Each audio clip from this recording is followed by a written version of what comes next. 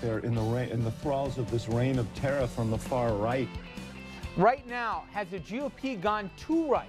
And if the answer is yes, how much harder does it make for Romney to win? And next, that behavior that was depicted in those photos absolutely violates both our regulations and, more importantly, our core values. another month, another embarrassment for the U.S. in Afghanistan. So we're asking, what is the end game there, and is it time to bring all the troops home? And later, performance must count. Shareholders strike back, saying no to an exorbitant CEO pay package. But the question is, will their thumbs down really make a difference? Good evening, everybody, and welcome to RFL. I'm Richard French, and thanks so much for joining us this Monday evening, April 23rd. Now, politically, U.S., as we all have learned here, certainly if you didn't know it already, the last 3 years was Exhibit A. We are a divided nation, but just about any Democrat up against just about any Republican, and you can usually bank on each side getting about 45% of the vote here before they get started.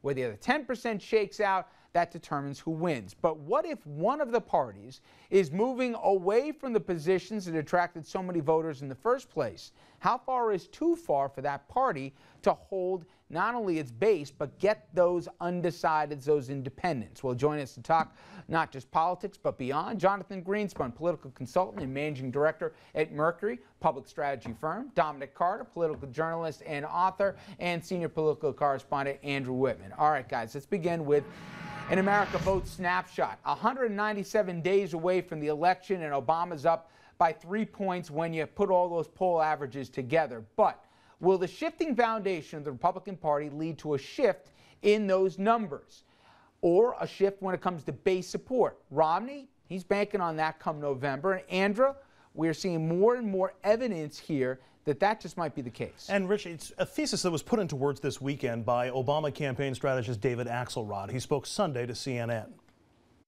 I think a lot of Republicans in Congress want to cooperate, know better, but they're in the thralls of this reign of terror from the far right that has dragged the party to the right. In your own polling and other polling, you see the Republican Party has really moved out of the mainstream. I think that these folks are going to recognize when they lose this election that that was the wrong path to take, and now's the time for a season of cooperation. All right, now to test Axelrod's thesis. We'll start with former Republican presidential candidate Jon Huntsman. He spoke Saturday at the 92nd Street Y in Manhattan, talking about his place or the place of any other comparatively moderate Republican in the grand old party, noting he had just been uninvited from a Republican event in Florida for speaking his mind. Huntsman compared his party to a communist dictatorship. Quote, "This is what they do in China on party matters if you talk on script." Huntsman on his party's lack of faith in science. Quote, "I had to say I believe in science, and people look at you quizzically as though you were an oddball." And on the father of the modern Republican Party, Ronald Reagan, Huntsman lamented Reagan would likely not win the GOP nomination in today's political climate. The same could be said of some of the Senate's best-known, longest-serving conservatives. Utah Senator Orrin Hatch, whose record reads like a GOP's greatest hits, will face a primary challenge from former state Senator Dan Lillienquist, who's backed by Tea Party groups and claims Hatch is both too liberal and too Washington to be reelected. Same with Indiana's Dick Lugar, whose only major blemish on his conservative record is an occasional willingness to cross party lines on issues. He's facing a brutal primary against Indiana's state treasurer. That trend also in play in otherwise blue states. Take Connecticut, where Republican Senate candidates met this weekend and where a more moderate Republican could very likely appeal to more of the state's voters. The frontrunner, Linda McMahon, says she's perfectly willing to work with Democrats as long as she doesn't have to compromise to do so. We do need consensus building in Washington. We need to be able to break this gridlock that's there because we're not advancing the ball down the field. Consensus building is necessary. Compromise, though, does not mean you let go of your principles. The rebuttal against her challenger, former Congressman and RFL guest Chris Shays, who says any kind of compromise is impossible if your views make it impossible for you to get elected. I think the first thing we have to ask is who can get elected. I'm in a dead heat with a Democratic candidate. I'm in an absolute dead heat. The candidate who ran last time for the Senate lost by 12%, and now she's down by 15%. So first we have to get someone elected.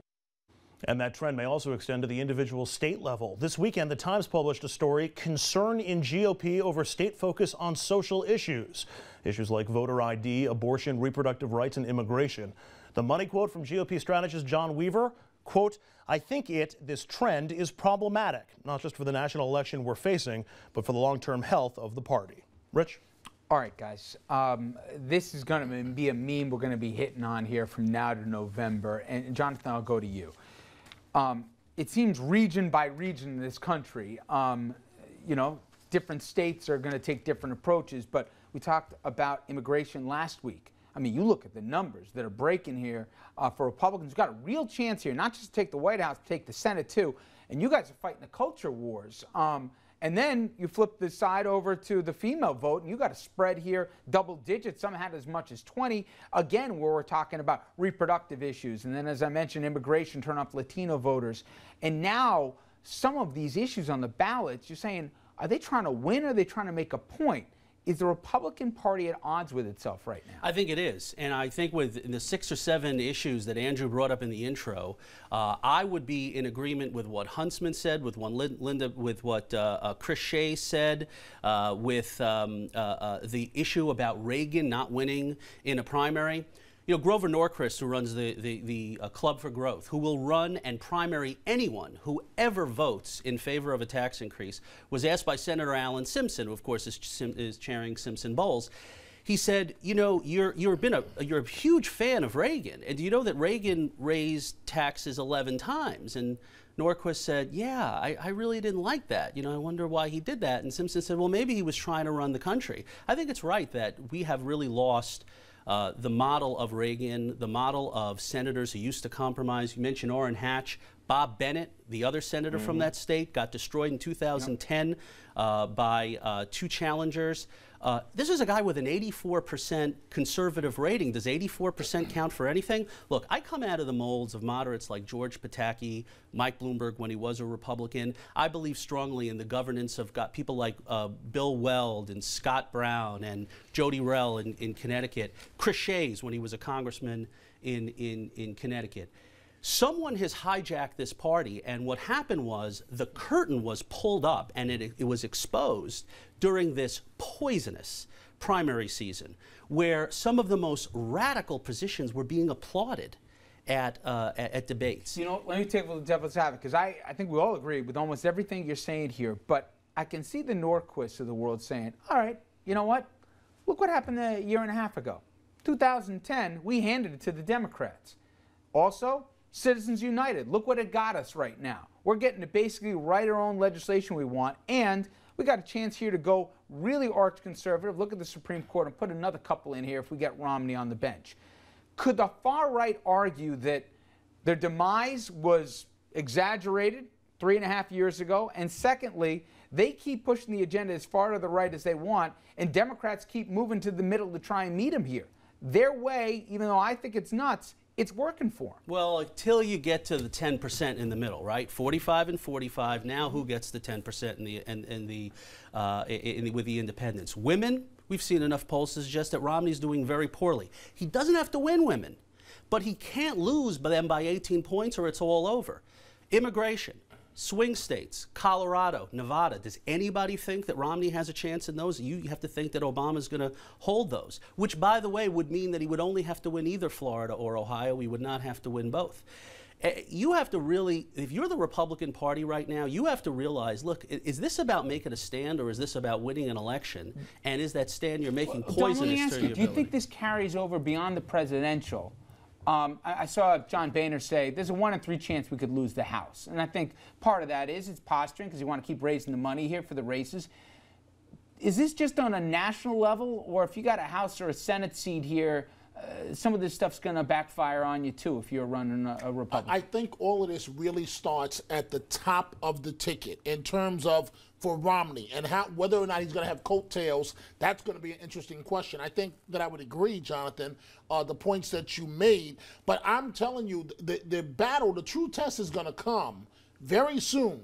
Romney's running neck and neck with President Obama. But when Obama hangs around Romney's neck, some of those positions that you've talked about, Richard, night after night, I think that it's really going to hurt Romney in a bad way with those crucial independent 10% voters that you're talking about. But Romney's already started tacking back towards the center, and so he may be able to deflect some of this attention by you know, the Etch-a-Sketch and him shifting his views back towards the Doesn't center. that only play into it, though, Andrew? That plays into one of the arguments against Romney. But then again, if he's a flip-flopper, if he's really a moderate Republican, then isn't he, you know, less dangerous than he would be as an ultra-conservative, which is another way that the Democrats in the White House have tried to paint him.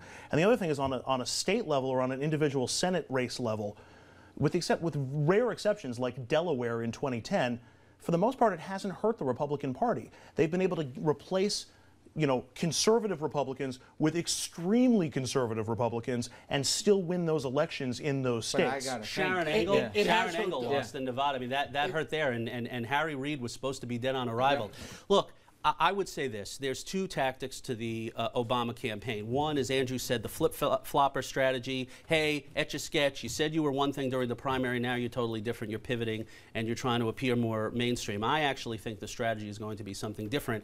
I think, to Dominic's point, the Republican brand right now, polls will show this over and over again, is worse than Romney's negative. So I think the strategy now is to make Romney the Republican Party, make him own every single ridiculous issue that came out during this poisonous primary. Oh yeah. I mean, you've got Gingrich talking about his relationship at Bain Capital. You've got Santorum talking about birth control. I mean, there's a wide variety out there that you can pull into and then say, you like that? That's Mitt Romney. But is that enough to make it not a referendum on President Obama and actually make it a two-horse fight? Let me just take a quick break here, guys. When we come back here, we're going to talk more politics, but I want to give you a question before we go to break here. Sound off on this issue. Just go to our Facebook page, facebook.com/RichardFrenchLive, and here it is. GOP troubles.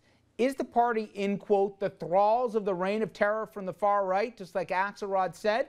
Or do you say, hey, this is what they're doing, and it's worked for them 2 years ago, it'll work for them this coming November? We're going to read your comments in an upcoming episode. But when we come back, we're going to get more into politics and specifically some of the heat Obama's taking for taking, quote, too much vacation time. Is it a fair crack? We'll get into that after this.